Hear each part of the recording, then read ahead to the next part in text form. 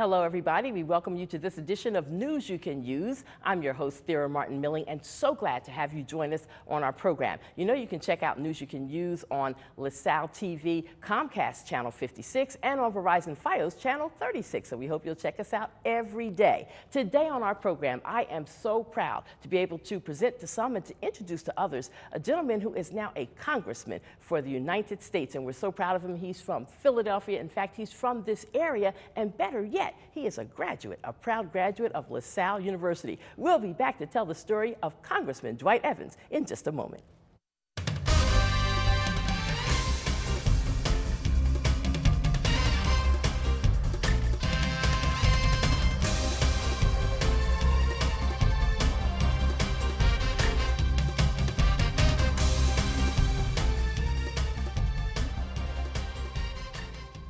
And here we go with our program today. We hope that you will enjoy. It's a wonderful opportunity to shine the spotlight on a gentleman who has done well. We're so proud of him, have watched him get elevated over the years, and now to the elevation of United States Congressman. Congressman Dwight Evans, thank you for joining us, Thank you very much. My friend. Appreciate the opportunity. I am so proud that you were able to come and to be here, and because it's so special. This is your alma mater. This is a very, very special place. I was in the class of 1975. As a matter of fact, I was a communications man. I wanted to be just like you. Wow. I wanted to learn about the importance of communication. LaSalle has always been a place that's been special to me. It's not too far from where I live. Yes. And it's been special to this community. So, you know, I appreciate what you're doing and reaching out to I took some classes here, and when I took classes here, I had A's. I did so well, but I wasn't smart enough to just go here full time. No, I just had to go away, to be away from parents and all that. I wanted to be grown, so I went all the way out to the Midwest. I could have been right here. Yeah, LaSalle is a fantastic school. It's, I think at that time it was only like 4,000 young people who was at the school. I was very active in the Black Student Union. I was head of the Black Student Union. I was head of other kinds of organizations that I was involved in. I was in the St. Tommy Moore Law Society. So I really did enjoy my experience here at LaSalle, and it's a great place to have an experience. Well, I'm sure that LaSalle is proud of you also. Now, for those who don't know your history, you were state representative for many a year. Yes, yes. I was fortunate enough to get elected as state representative at the age of 25. Was sworn in at the age of 26. Got elected in 1980. Ronald Reagan was president of the United States when I got elected. And I went to Harrisburg with one simple message about making a difference. And when I got to Harrisburg, basically I focused around education, job creation, things of that nature. And when I got there, I worked on the appropriation committee a lot. I learned a lot. I mastered that committee. I was on that committee for 28 of 36 years. And I was chairman for 20 years. Yes. And I was elected as the chairman of the House Appropriation Committee. I traveled this state. The state has 67 counties. I've been to about 55 of the 67 counties. I ran for governor. I ran for lieutenant governor. I ran for mayor twice. And I really enjoyed the experience. And Pennsylvania is an agricultural state. A lot of people don't realize that. And ironically, that's the committee I'm on in Washington. I'm on the House Agriculture Committee. And then small business. As you know, I did a lot with Ogontz Avenue, business development. Turned it around and built it up. And small businesses are important. So this opportunity to be in Congress is as a direct result of the things that I've learned in the 36 years I was in the state legislature. It's funny how life goes and how God will lead you. And I'm guessing that 25 years ago, you didn't know you were going to be a congressman one day. You were looking at doing something else. Well, you're correct. No, 25 years ago, you're right. I probably didn't look at it. But one thing, I've always had the optimism that it was possible that I could do some things. And not just me, I say that to anyone in your listening audience. If you work hard, play by the rules, do the necessary thing, you can position yourself. And there's not to say it's not gonna be setbacks. As I said to you, I ran for lieutenant governor in 86 and lost. Ran for governor in 94 and lost. Ran for mayor in 1999. Ran for mayor in 2007 and I lost. But you always got right back up. That's true, and that's what you gotta do in life. I mean, if anything I say to your audience, you cannot give up. You cannot quit. You got to keep pushing.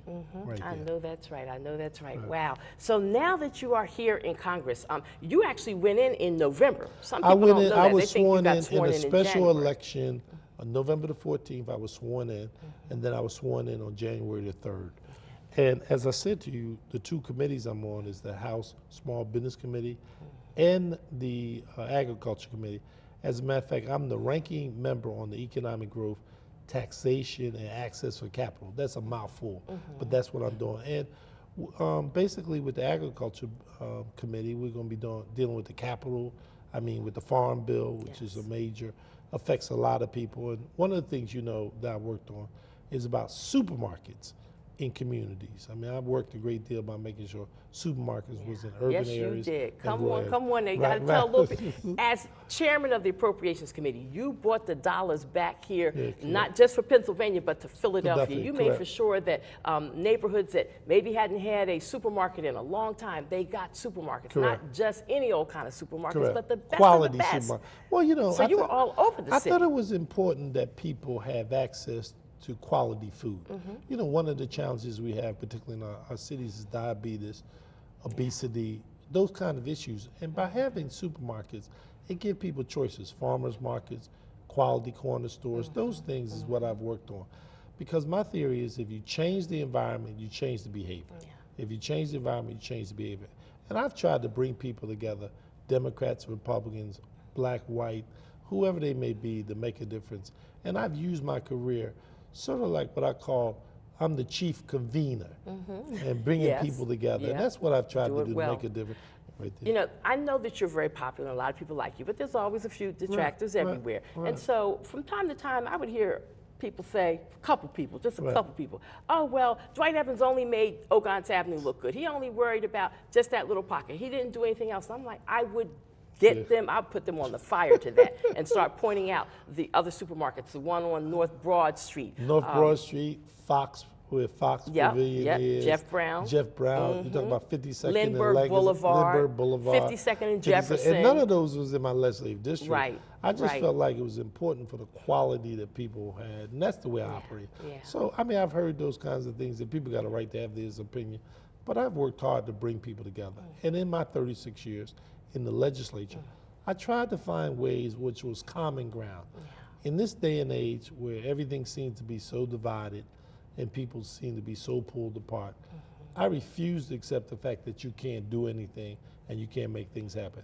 I've been very blessed to have this opportunity, and I've tried to make the most of it. Look, I was born in North Philadelphia, around 16th and Cyber, raised up on top of Hopkins Street, and then I live in West Oak Lane. And I love the neighborhood I live in and the people around it. But the key thing is working and bringing people together. I said something kind of dumb to you when I first saw you the other day in North Philadelphia on 22nd Street. The first thing out of my mouth when I saw you was, oh, Donald Trump, how are you making it in Washington? And you gave such a strong, positive response to me that made me quickly change my attitude and think bigger than that theory. Well, let me say this to you. Look. Nobody is more powerful than the Constitution of the United States. The Constitution puts checkmate on all of us, the President, the United States Congress, the judiciary. So it's the Constitution. The greatest powerful position a person has is being a citizen, because none of us get in these positions unless we're elected by the citizens. So no matter how upset they may get with the process, President Trump couldn't get there unless people voted for him. I couldn't get there unless people voted for him. He has a limit to his term. He's only there for one term. If he's reelected, he has a second term. So I always believe through chaos there is opportunity. Now, Frederick Douglass, who is one of my heroes, says that there's no way you get progress without struggle. Progress is directly connected to struggling and making a difference. And when you really think about it, from where we started in this country, someone like yourself and myself wasn't even written in the Constitution. African Americans wasn't in the Constitution, women wasn't in the Constitution. If you look at where we are today, it's important to understand that citizens control this country. And I know at times people get discouraged and they get frustrated because things don't work out the way they are. I'm an example, thanks to Dr. Martin Luther King, Malcolm X, Sojourner Truth, Phyllis Wheatley, Benjamin Banneker, W. Du Bois, you name it. All of they laid the groundwork. The first African American elected in the United States Congress was in 1870. There's been 11,000 people in Congress. There's been over 140 African Americans. The first woman elected was Shirley Chisholm in 1968. So 1870. So I stand on the shoulders of all of those since 1870. And the first congressperson black congressperson in the state of Pennsylvania was Robert N.C. Nix. It was Robert N.C. Nix, it was Congressman Gray, Congressman Blackwell, and Congressman Fattah. I'm the 5th congressman of African American descent from the Commonwealth of Pennsylvania. And the fact of the matter is, it's never going to be perfect. So I think what you heard my message is one of encouragement and one of optimism. Because this is our country, we are citizens, and we have a right to fight for it. So when people say, oh, the state of America is in right now, Republicans are in charge of everything, the Democrats can't get anything done, that's not necessarily true. The Democrats at one time was in charge for 40 years before the Republicans. Democrats in charge for 40 years. Franklin Delano Roosevelt was president for 12 years. And they're just picking out since today's presidential day. In terms of listing presidents, Abraham Lincoln is number 1, George Washington is 2, Franklin Delano Roosevelt is number 3. President Barack Obama is number 12, picked out by 91 historians on C-SPAN as one of the best presidents of the United States. So what I share with you is understand the optimism we have. I'm not saying to you it's not going to be a struggle. Frederick Douglass taught himself how to read. He started at 3 years old. And he started because he heard his slave owner reading, and he was curious because of the sound of reading, he taught himself. He wrote like 4 books, died at 77 years old. So when you look at where Frederick Douglass came from to where we are today, I only say this to you, yes, there are some struggles. Yes, this is not a perfect country and it's not anything. But for women and African American males and vice versa, we got to keep the struggle going. Yes, we do. Congressman Dwight Evans is our guest today on this edition of News You Can Use. We have him for another 15 minutes or so, folks. We're going to take a quick break. We'll come back and find out some of his plans and visions for the 2nd Congressional District. Stay with us. We'll be right back.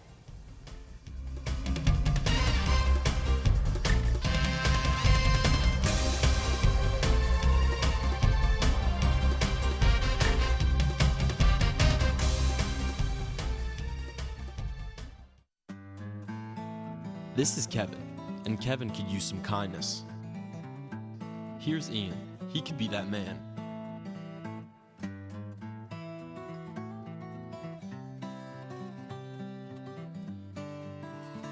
Ian chooses to be inconsiderate and not hold the door for Kevin, and in turn, Kevin suffers.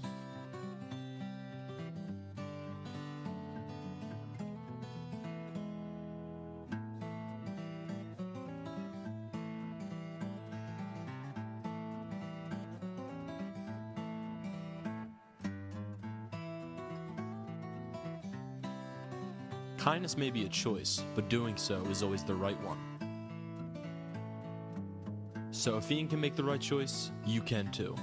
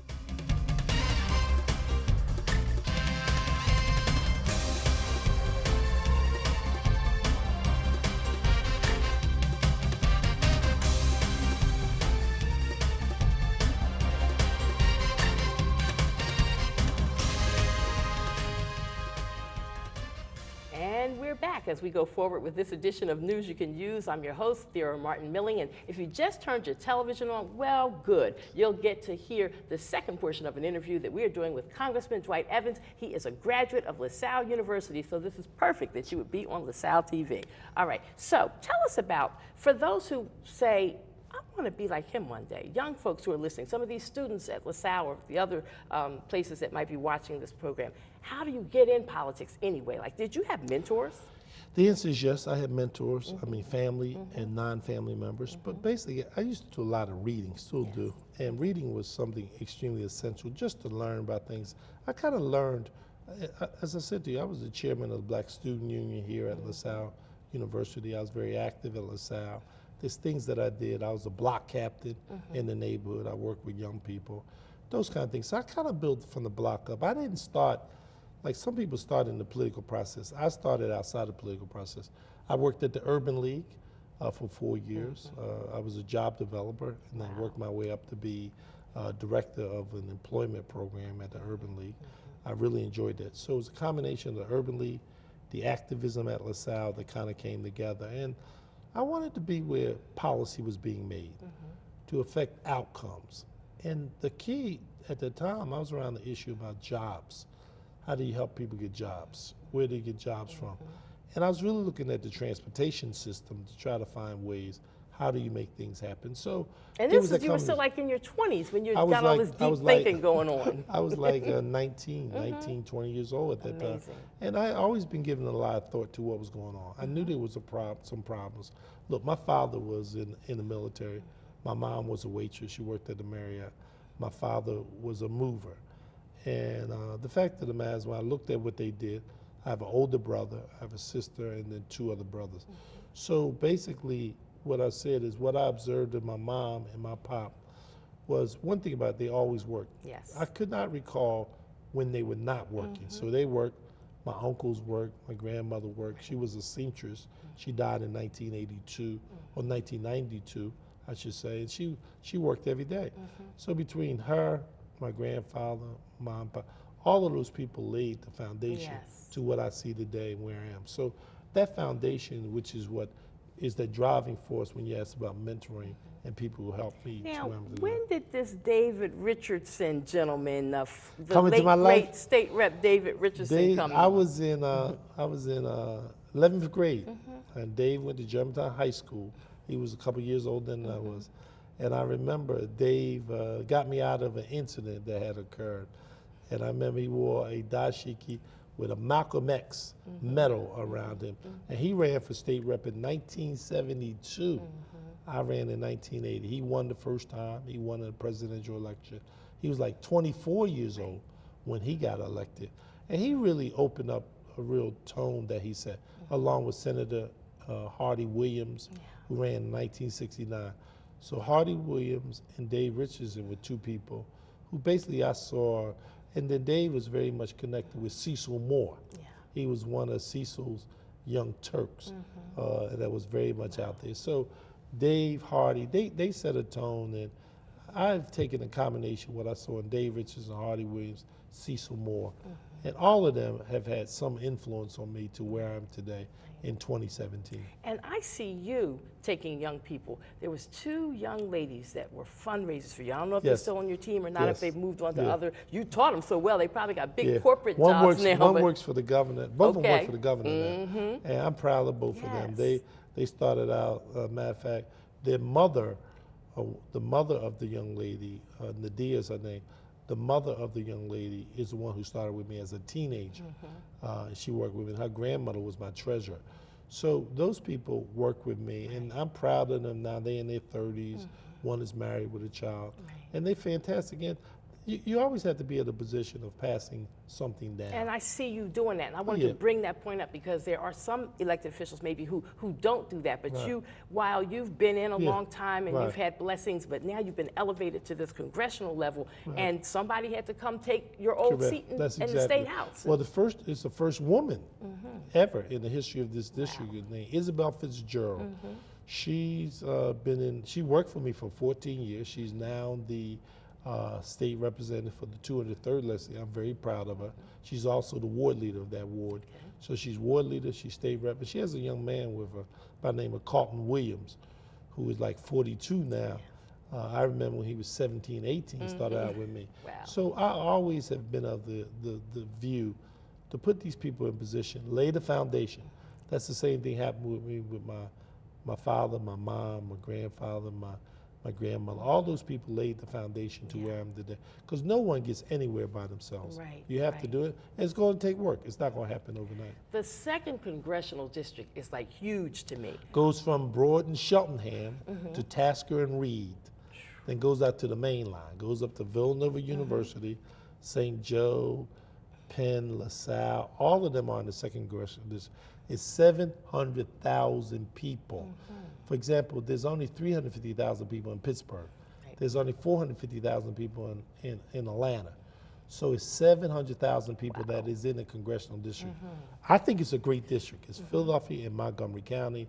It's Lower Marion, it's Narborough. It's diverse, it's very diverse. It's 58% African American, 30% white, 4% Asian. And it is a great district, and the people are fantastic. I mean, you know, so what I've been trying to do is what I call my 50-state strategy. I've been trying to go everywhere personally and meet with people and talk to them and just basically just educate them about their government, because it is their government. Now, people need to understand that Mondays through Thursdays Monday through Thursday, you're not in Philly. Monday through Thursdays, and maybe on Fridays, I'm usually in Washington. This week, I've been doing a lot of activity because we've been traveling around the district. I'm here until next Monday because on February the 28th, the President of the United States presents his State of the Budget, State of the Nation. He presents that on the 28th. So this week, I'm in Philadelphia all week, and I've been going around to various activities. I've been doing something called the hospital tour. I've been going to Temple, Einstein, Lankenau, McGee Rehabilitation Center, University of Penn. And the reason I've been going is talking about the Affordable Care Act and the impact that that could have if the Republicans was to cut it, was to eliminate it. Because I have health care paid for by the taxpayers. I believe my constituents should have health care. And we should not take an attitude where those of us who are elected have a certain type of benefit versus our constituents. I'm not for that. And that's important. The other thing we've been talking about is with the Russian hacking and what's taking place there. You know, it's unfortunate. There's some questions about the president's relationship with Russia. We should have an investigation, bipartisan, to find out what exactly is his relationship. And did Russia in any way influence our presidential election? So health care, and then the Muslim ban, which is another issue that I fought against, because I think that's not right. Basically, we got the Statue of Liberty. We should open up the doors to America, and everybody should. And Philadelphia is a sanctuary city. Right, right. Do you think we're going to be punished for standing? I don't think we should. I think we should deal with the immigration issue at the national level. We should not be picking on the city of Philadelphia or any other city, Chicago, San Francisco. And I think that's not the way we started out. We are a nation of immigrants, and the reality of it is we need to bring people in. We may have come over here on different boats. We're in the same boat now in the United States of America. We are running out of time, so I want to know, for the sake of our viewing audience, I know your office on Ogons Avenue. 7174 Ogons Avenue, that's where it is. That's the forever office. And all you do is check my website. You get all the necessary information. I encourage people to check my website. We also do Twitter, Facebook, all those other things. And I encourage people to do it because we like the responsiveness for people to give their opinions and, you know, respond to us. Either tweet us or Facebook us or whatever the social media it is today. Just connect. And that's part of why I'm doing this with you today, is I think it's important for people to know. And certainly, I think if I could have my way, you would still have a Ogons Avenue Jazz Festival. We love that. So many people I know absolutely loved it. But you're a congressman now. Congressmen don't have time to do festivals. So, folks, we got to find another way to get a festival done. I encourage people to do that because you're right. It was a bringing people together. We did it for 8, 9 years, and it did a lot for the community. Yes, it did. Yes, it did. Well, in our closing moments, anything else that you want to share with our viewing audience? I want to thank you for doing what you're doing. Seriously, I've known you a long time. I thank you for always being community oriented, first and foremost.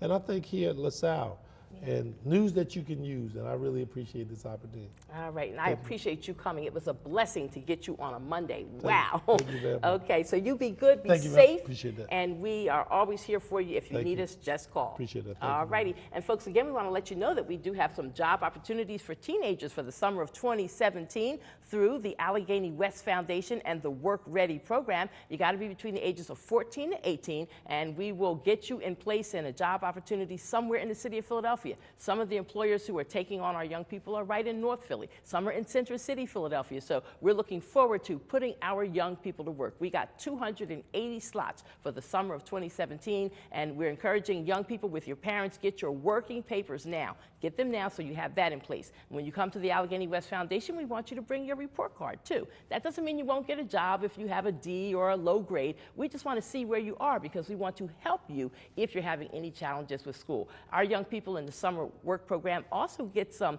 classroom time and get to learn about how to apply for college, to prepare for the SATs and the PSATs. So it's more than just a summer job, but we're really excited about being able to help our youth.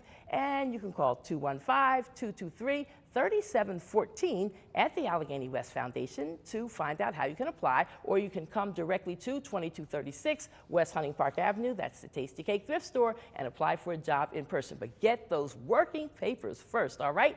And finally, I want to remind you, you can check out my radio program on 900 AM WURD Mondays through Fridays, 6 to 7 a.m. It's called Daybreak on Word, and we Facebook Live every morning, so we're having a lot of fun with that. Do check us out. I want to thank LaSalle University again for allowing me to be here to do this program. I want to thank our guest, Congressman Dwight Evans, again for being here, all the students who helped make this show possible, and most of all, Professor Tanya Ellis, our executive producer. Have a great day, everyone. And again, keep your dial here at Comcast 56, Verizon Fios 36 for all of the great programs that LaSalle TV brings your way. Remember, life is fragile. Handle it